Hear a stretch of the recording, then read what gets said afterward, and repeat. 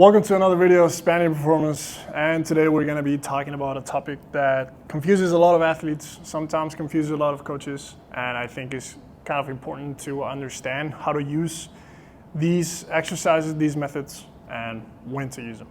We're going to be talking about the use of sprinting and the use of plyometrics.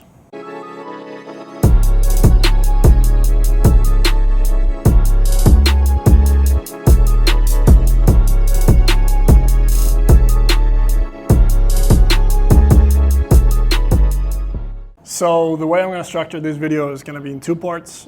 First part, I'm going to be going over the science. I cited these four papers right here. They're interesting. There's so much more detail than the one I'm going to go into this right now. This is going to be a 2-3 minute part where I just want to clarify kind of like the results of these studies, kind of what we see from the transferring from sprinting to plyometrics, from plyometrics to sprinting. But there is so much more information in these papers that this doesn't do justice to that. It's just a little bit of a base to then go into the critical thinking part on how to apply these things into an actual living context.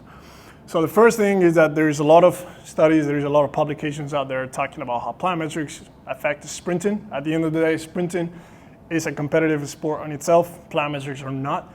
So the first thing that we can see when we talk about plyometrics, how plyometrics affect the sprinting, is that most of the adaptations that we do see adaptations. There is adaptations from plyometric to sprinting. Plyometrics help the sprinting, especially in that first acceleration zone, pre-max speed zone, so it's going to be from 10 to 30 meters of sprinting.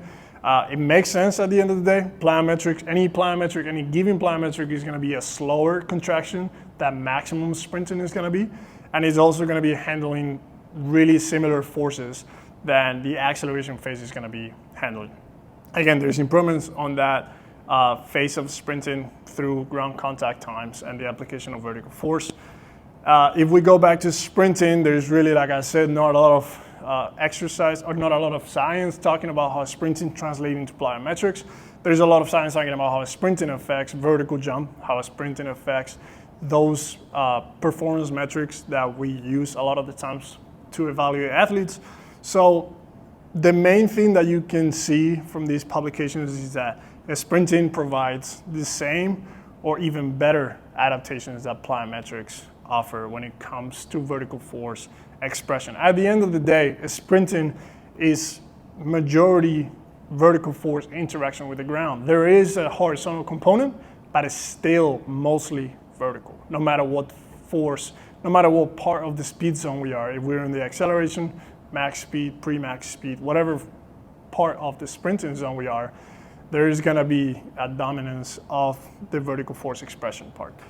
So that pretty much sums it up. This is something I also believe, seen from experience, the use of the sprinting is not only being better for me to obtain results with my vertical jumping athletes like volleyball and basketball, that it also has been something that has helped them reduce overuse injuries from using too many plyometrics. Now, going into the critical thinking, I want to be covering that, but the first thing that I need to say is that we need to be specific. There's not either sprinting or either plyometrics. They're both different methods that can be used together. So we need to be specific, thinking of main versus complementary work. If we're thinking about a sport, that's going to be the contraction types, the contraction times, the ground contact times is going to be more similar to a plyometric like basketball or volleyball, then plyometrics are going to be more specific to develop that skill. So we need to know that if our critical part of training is going to be to improve that skill, we need to do that as much as we can. Now, we need to also think that time is limited and we can't do as much as we want, as long as we want, because that's not true. So when we are thinking critically about what am I going to use, sprinting or plyometrics, then I'm going to go back to think of what kind of sport I'm dealing with, what kind of athlete, what kind of injuries, what kind of part of the season I'm in. So even though we need to be specific in order to obtain results, we also need to know what they're doing outside of training.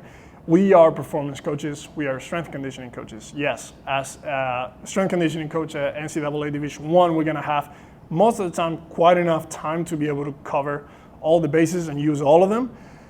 But at the same time, we need to know how much is enough. And if we're already doing too much of something in the sport, put an example, an easy example is volleyball and basketball, just sports that I've worked with my whole life, so it's easier for me to talk about this. So when we talk about these sports, these are sports that they have plyometric type of exercises during the sport a lot of times. Especially with volleyball, we have a lot of maximum vertical jump actions that happen all the time. Plyometric type actions, where there's short ground contact time or medium ground contact time with a great vertical force expression.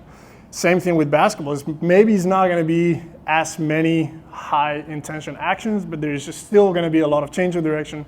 There's going to be a lot of short ground contact time or medium ground contact time with high vertical forces on that change of direction, on those jumping, on those actions. So if we're thinking about a basketball or volleyball player that is playing their sport 3-4 hours a day, these specific exercise, these specific type of contractions of work, it's already happening at the sport level.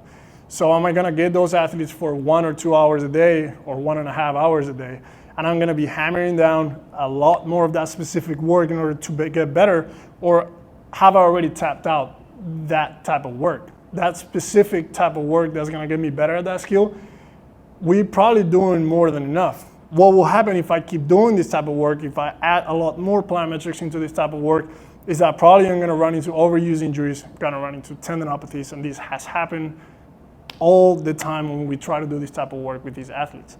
They're already doing so much that not only this work is not adding any benefit to the improvement of those skills, is that there also is detrimental to their health in terms of overuse injuries. It's not because it's not a good type of work, it's because the volume of work that we're doing doesn't need to be added more into the performance work that we do. That's why I separate between main and complementary work, and just because something is more specific doesn't mean we need to be doing that more, because our work is separate from the sport. So again, for a sport like volleyball and basketball, I've found that working with more sprinting, linear work, change of direction outside of their sport is going to be more helpful. Why? Because it's providing a different stimulus that they already have in the sport. So we give them what they're not getting from their sport. We also giving them top end speed work. We're giving a lot of accelerations, 10, 20, 30, 40 meters sprinting. And that's helping them not only to keep improving on those vertical force application qualities, but also is not running into those overuse injuries most of the time. Can it happen? Yes, it can happen. But if we're thinking about a knee dominant athlete like a volleyball player, if we start giving them some more sprinting, then that's probably going to offload all those tissues that they're being used all the time during the sport. So again, in an example like that, I think it's going to be way more useful to be using sprinting than it will be to be using even more plyometrics. Now, we found ourselves with a sport like that off season where there's not that much sport work. This can happen. There's a few weeks where the athlete stops their specific sport training, and I need to maintain a certain amount of volume in order for them to stay adapted to that kind of volume for when they go back into the court, and they need to be able to handle those kind of volumes. So this will be a good time for me to start implementing way more plyometrics. When we jump in season again, or when we jump in a preseason or in a time where there's a lot of basketball and volleyball training, then I'm probably going to switch up the type of plyometrics I do. I'm going to do a little bit less specific plyometrics compared to the sport, like bounding, for example, and I'm going to start implementing way more sprint training because it's something that they don't have in their sport. Given what they don't have is something I like to do a lot. So again, we are going to see that a lot of track athletes that do a lot of sprinting, that is their sport. That's going to be their main work during all year around. And plyometrics are going to be a complementary work. They know how to use that, and that is going to be a complement for their sport. Sprinting is still going to be the main sport. In terms of these athletes, like we said, volleyball, basketball, their main work is going to be tight plyometric contractions in the court. It's not an isolated movement that we're doing, but it's already present. Just because we're not doing it in a controlled manner or doing the performance training part doesn't mean it's not happening. It's still happening. So most of the time we need to be using both. But if I had to choose, it doesn't happen, but if I had to choose one, I will use a sprint training with any athlete, with any sport, and I think it is going to get superior adaptations and it's going to run into less overuse injuries in the case of athletes that are not getting as much sprinting. And if we're able to handle the volume, if we're able to progress the volume, the intensity of this type of work, on the long run is going to be a type of training that's going to benefit these athletes a lot more than just doing plyometric training. So once again, thank you for being here. I appreciate any kind of comments, any kind of appreciations about these type of videos. Any add-ons that you want to do, any comments, any suggestions, I will appreciate those, and I'll see you in the next video.